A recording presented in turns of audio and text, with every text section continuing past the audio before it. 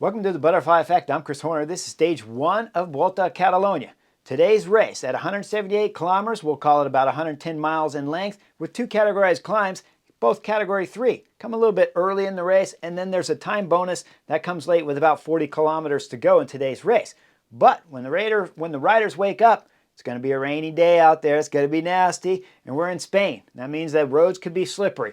Up north, up here in Catalonia, they're not as slippery as when you start going south, but they are definitely not grippy either. So all the riders have to be careful, and there's going to be rain throughout most of the day and definitely wet roads throughout all of the day. So when the riders come onto the race with 80 kilometers to go, we see a breakaway of 4 riders with only a 1 minute and 10-second gap, so don't worry about these guys. You go back and look at the peloton, Ineos are going to start driving it on the front because Egan Bernal, the Colombian, is back in town. He's recovered from his broken collarbone at Clásica Jaén. Now he's back on the bike. He said he only lost 3 days, and the doctor said he was good to go to start training right away. So here he is at Catalonia, back on track for a run at the Giro d'Italia. What's his form look like? Well, right now, Ineos must believe Egan Bernal's got some form here at Volta a Catalunya. Otherwise, they wouldn't be on the front drilling it down this twisty technical descent.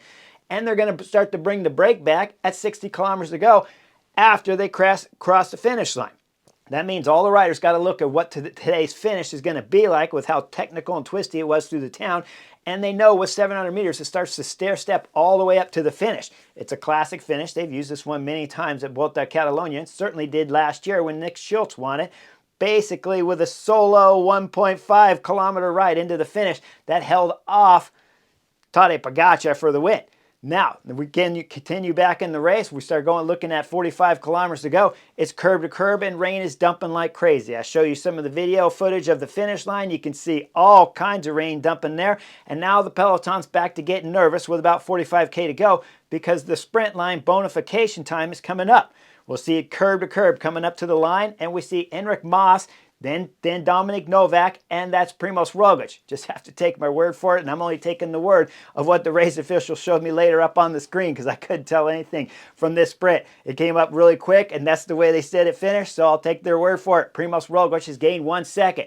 That means if we go back and look at Ineos' ride at 60 kilometers to go when they brought everything back together, kind of a bit of knuckleheads right there to bring it all back together with 4 soft riders up in that break that you could bring back at any point in time. Instead, they brought it back a little bit early. Primož Roglič got himself a 1 second advantage, and Enric Mas got a 3 second advantage for winning that sprint bonus. Okay, we start coming in about 27, 25 kilometers to go. Things are getting nervous. Curb to curb. Ineos are still at the front.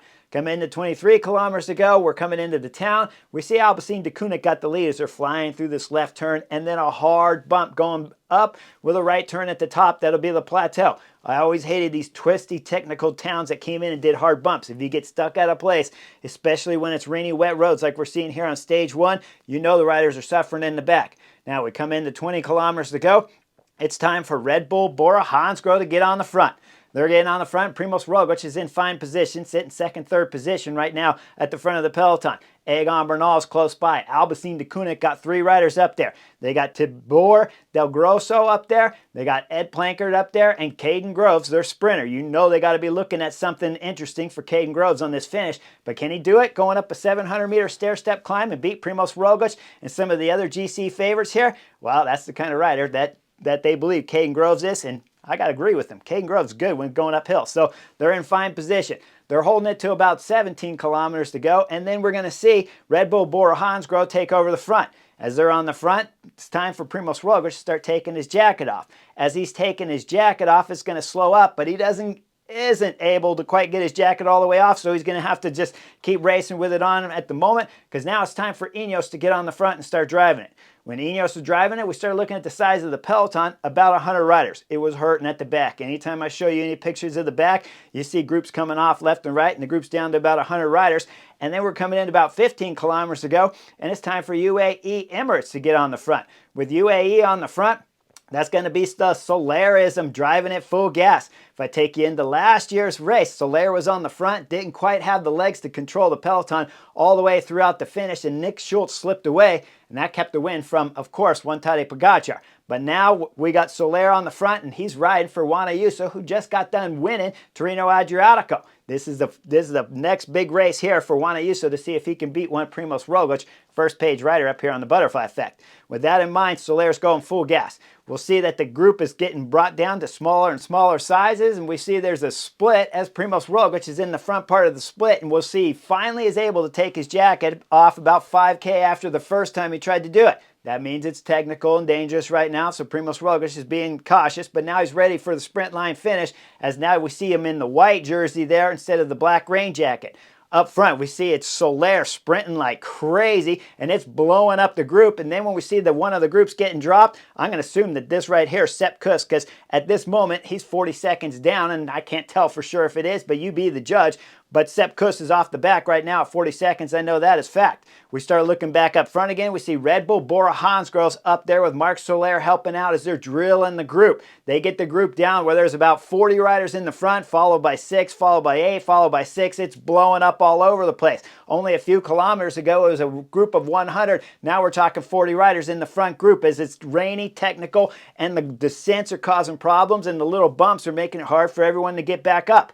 Now we go up front again, and we see who's up there. Alpecin de Koenig's on the front. I'll call it 3.7 kilometers to go. It's Tibor up there, Del Grosso, and then Edward Plankert, followed by Caden Groves, followed by Matthew Brennan from Visma Lease Bike. So nobody's waiting for Sepp Kuss. Visma Lease Bike, I seen, had at least 3 riders up around the front. But right now, Brennan is looking like in a fine position.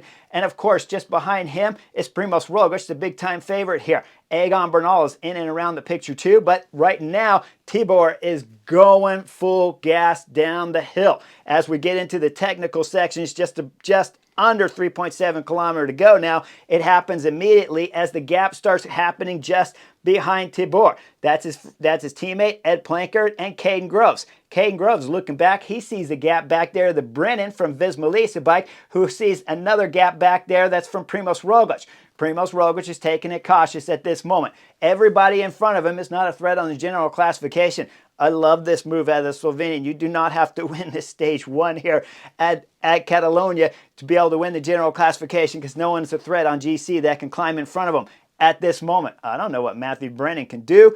He's only 19 years of age. Maybe he can do something spectacular, but at this moment, all I've seen from Matthew Brennan is, if you take you back to Omloop, he had a fine ride at Omloop trying to help out multiple riders there from Visma Lease Bike to do a good finish, but Wout van Aert didn't quite have the legs then. But if you look at another result, and I take you in the GP Danone, well, he won that race, and about a 9-rider group, like sprint, came to the line. So can he climb? I can't tell you, but right now he's in front of Primož Roglič, closing up the gap to the back wheel there of Caden Groves, but Primož Roglič can't quite close it. Now we go up front, we see Tibor up there. As Tibor's looking back, he sees the gap, and now he's got to hope that his teammates thinking the same thing he is, Edward Plankert that is, that they're going to let this gap go. So Del Grosso now goes full gas on the pedals as he's coming through the right and the left turns. You see the flagger there waving the yellow flag, telling everyone to slow down.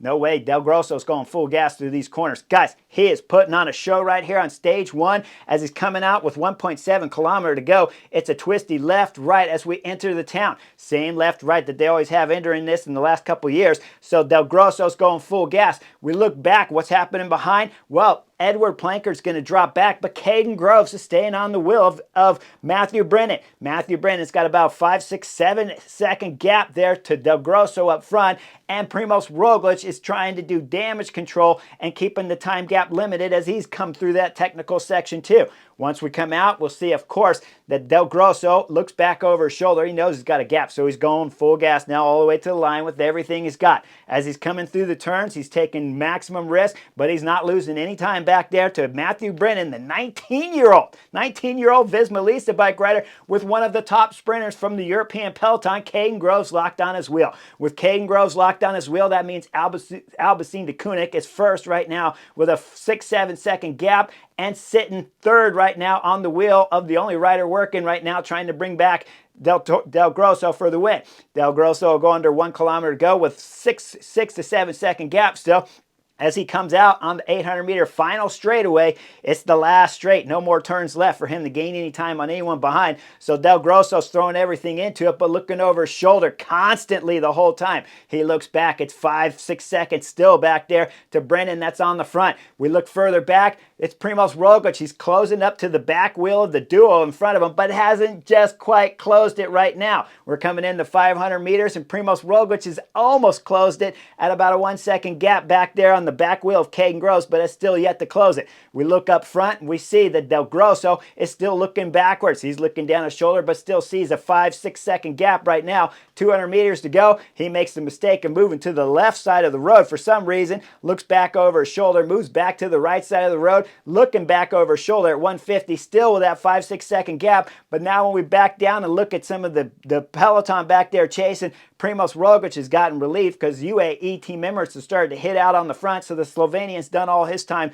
that he can to do damage control here as the peloton's coming up to the back wheel, but still with a 2-second gap to Caden Groves. We look up front with 125 meters to go. This is the last big effort here that Del Grosso has to throw on the pedals, and he's still holding a 5-second gap. As he throws in the last big acceleration, he's trying to go to the line, but at 75 meters to go, oh man, you look back there. Matthew Brennan starts his huge acceleration. He's coming up to about 50 meters to go, and he's coming up to the back wheel. He's about one bike length, if not half a bike length, behind Del Grosso there. Caden Groves starts his sprint off of the wheel there of Matthew Brennan from Visma Lease Bike as Caden starts his sprint. Now they're both going to the left side of the road, and at 15 meters to go, well, we see up front that Del Grosso's legs have started to blow. He sits up. Now we see Matthew Brennan continue his acceleration to the left side of Matthew Brennan. Caden Groves sits up. Now with about 5 meters to go, Matthew Brennan can sit up because he's going to win today stage 1 of Volta Catalonia. It was a fantastic ride.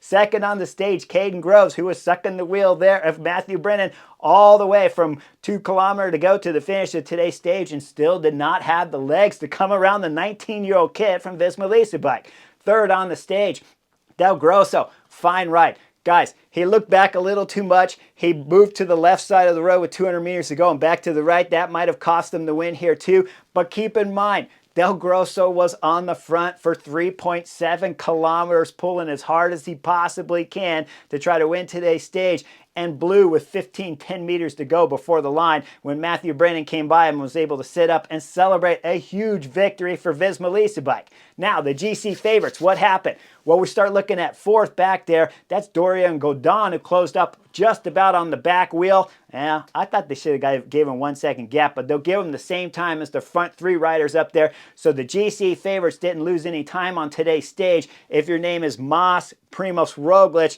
you guys didn't lose any time, and Egan Bernal didn't lose any time. But who did? Well, the Yates brothers lost times. Simon Yates and Adam Yates, and Simon Yates is Visma Lease Bike. So they won the stage with Matthew Brennan, but their GC guy lost about 15 seconds today, with Simon Yates losing time and Adam Yates from UAE Team Emirates losing time. Juan Ayuso was in that front group though, so he didn't lose time. And of course, he's got to be their big-time GC favorites for UAE Team Emirates. Sepp Kuss, I told you, he dropped off, lost a bunch of time. Steven Kruijswijk lost a bunch of time on today's race too. So make sure you take a look at the final stage, because GC guys, final stage placing, because GC guys have lost a lot of time already on today's stage 1. But Primož Roglič is in the hunt. The Colombian Egan Bernal is right up there.